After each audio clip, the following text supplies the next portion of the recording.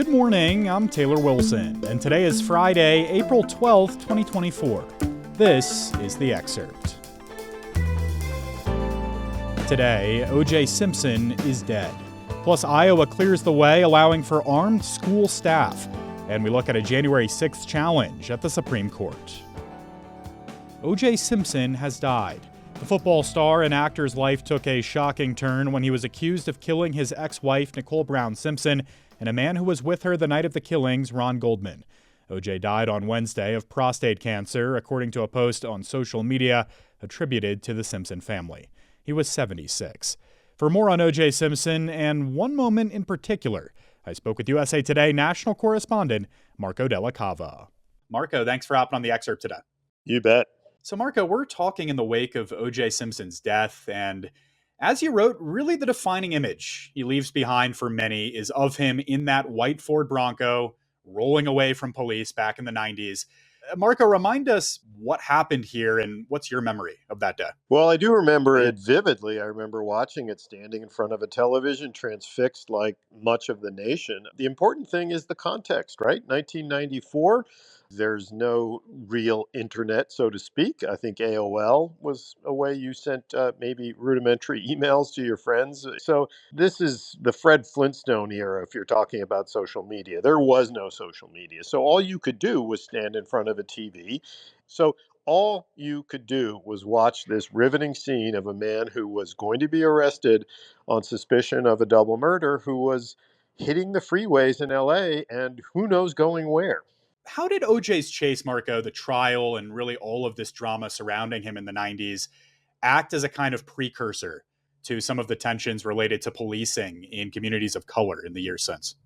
Well, for better and certainly for worse, this OJ moment really set the stage for many issues that were going to come down the pike. Even as OJ was fleeing down the 405 freeway with AC Cowlings at the wheel, there were already people on the freeway with Go OJ Go signs. So there were people sort of in his corner, as there would be throughout the trial. And of course, when he was acquitted of the double murder a year later, there was a deep division among Black Americans, some of whom felt that this was a vindication and that he was framed by police potentially, and obviously an opposite reaction on the part of many others. And that, of course, sets the tone for George Floyd and many, many others who've had encounters with police since then. So it really was a harbinger of things to come. And Marco, for those who hadn't kept up, how did O.J. spend the decades since this chase and dramatic trial? It was sort of a mixed bag. I mean, people remained fascinated with him initially.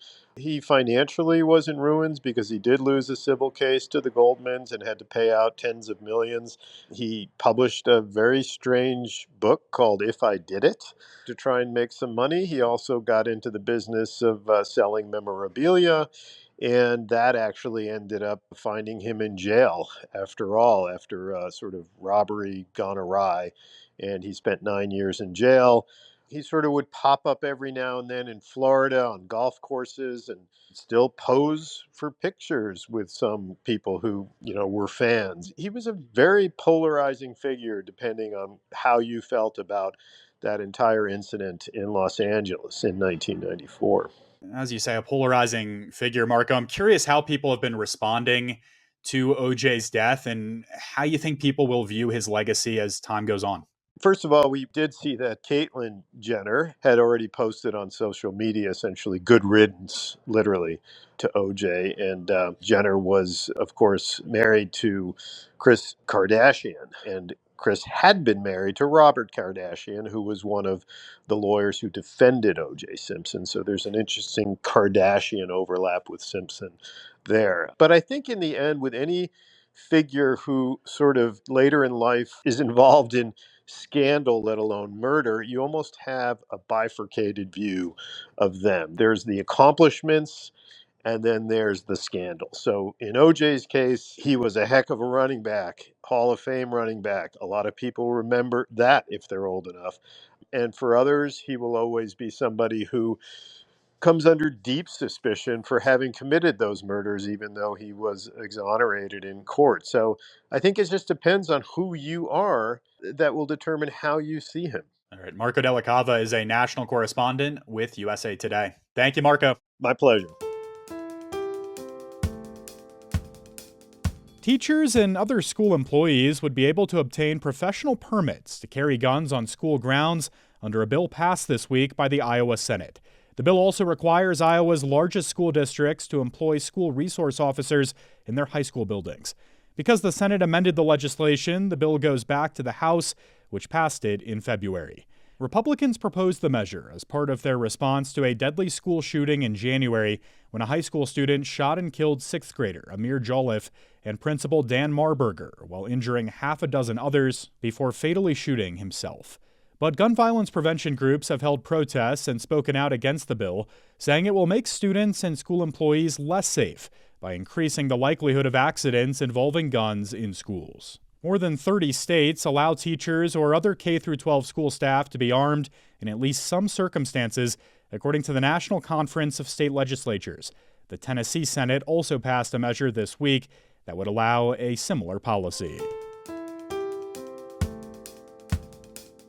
A former police officer is fighting a January 6th charge at the Supreme Court, and his case could help former President Donald Trump. I spoke with USA Today Justice Department correspondent Bart Jansen for more. Bart, thanks for hopping on. Thanks for having me.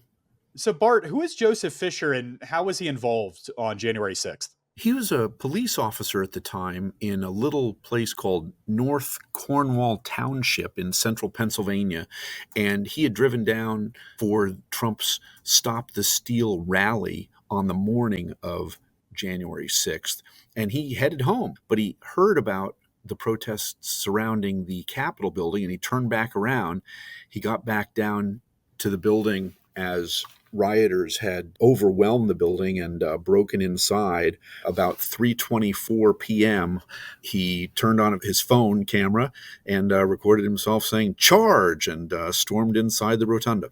So why is he now asking the Supreme Court to intervene here? And Bart, what led up to this moment in the lower courts? He was charged with one felony and a variety of misdemeanors for disorderly conduct, protesting, and other things, the misdemeanors. The charge that he is challenging is an obstruction charge. It's a felony, and it carries a potential 20-year sentence. And so he and a bunch of other folks have challenged that law as being inapplicable to their situations because it was adopted by Congress in 2002 after the Enron scandal. Basically, it was aimed at charging people with obstruction if they shredded documents, if they destroyed records about something that was going on. It dealt with the accountants for Enron. But there is language in it that prosecutors say is more of a catch-all, that it can be applied to any kind of obstruction of an official meeting. And so because the riot interrupted Congress counting the Electoral College votes that day, that they obstructed Congress, and so this is a charge that can be filed against these folks. So that's the issue that the Supreme Court will be deciding. How broad is this obstruction charge? Yeah, Bart, what could this mean broadly for other January 6th defendants? About a fourth of all of the defendants in January 6th cases have faced this charge. Either they've already had trials or, like Fisher, are still awaiting their trials. But somewhere in the neighborhood of 330 people out of 1,265 charged so far have been charged with this obstruction offense, among others.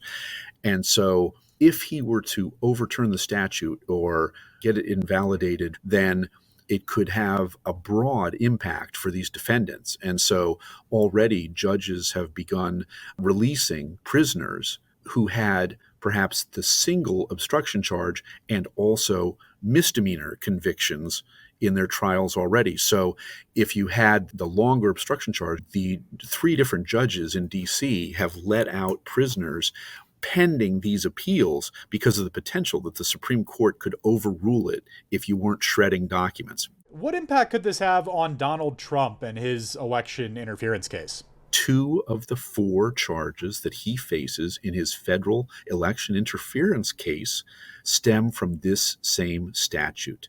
One of them is the same subsection of code precisely that Fisher is challenging. Prosecutors are arguing that even if Fisher were to invalidate the law for himself and others, it could still be applied to Trump because of the other things that Trump is accused of doing leading up to and on January 6th. Prosecutors say that because of the way he recruited fake electors in 7 swing states, allegedly forged and false documents to Congress to serve as presidential electors, that he veered into the realm of dealing with documents, and so that should be enough for the law to continue to apply to him. Justice Department Special Counsel Jack Smith has already filed an argument in his Supreme Court immunity case mentioning this Fisher case and saying, even if Fisher gets the law invalidated, that it should still apply to Trump because of the other things that he did in his case. Bart Jansen covers the Justice Department for USA Today. Thank you, Bart. Thanks for having me. The U.S. economy added some 303,000 jobs last month, showing a resilient labor market that keeps shrugging off inflation and high interest rates. But the job market isn't hot for everyone. Professional and business services, a sector that includes most white-collar fields, added just 7,000 jobs last month and has created only 71,000 positions since June of last year. That number was also pumped up by January's 48,000 white-collar payroll gains. Economists have questioned the employment totals in that month because of challenges the Labor Department faces early in the year as it seasonally adjusts the raw figures from its monthly survey.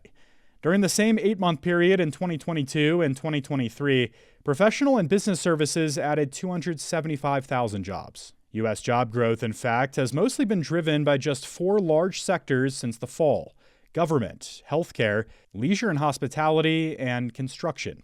You can read more with a link in today's show notes.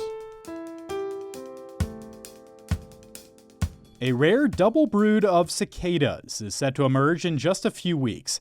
2 different groups or broods of cicadas will emerge across multiple states this year in the first emergence of its kind in 221 years.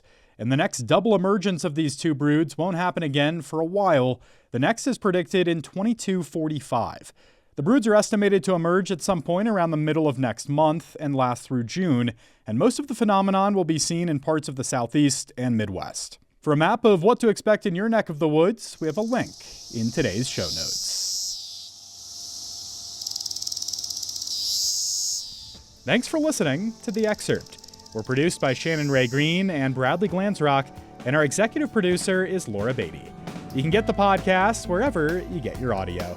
And if you're on a smart speaker, just ask for The Excerpt. I'm Taylor Wilson, back tomorrow with more of The Excerpt from USA Today.